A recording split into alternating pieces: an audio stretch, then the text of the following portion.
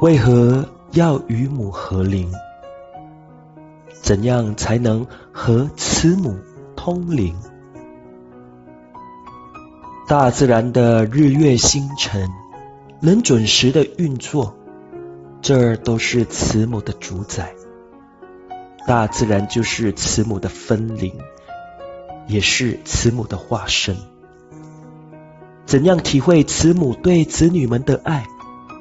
正在观赏大自然的时候，就能深深感受到慈母的大爱是无可限量。慈母的大爱是无分无别，只要你是大自然的一份子，就是慈母的分灵，是母子连心。懂得热爱大自然时，你就会慢慢的与母合灵一条心。珍惜每分每秒与大自然共同生存，因为慈母的化身就是大自然。没有了这个大自然，就没有人类。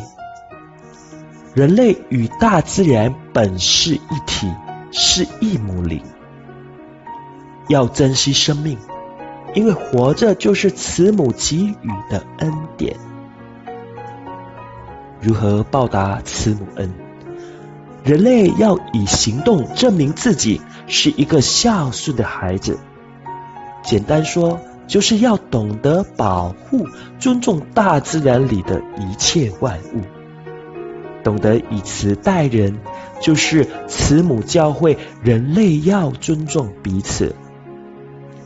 人与人之间就是兄弟姐妹，人与动物之间就是一家人，人与一切万物本是一母灵。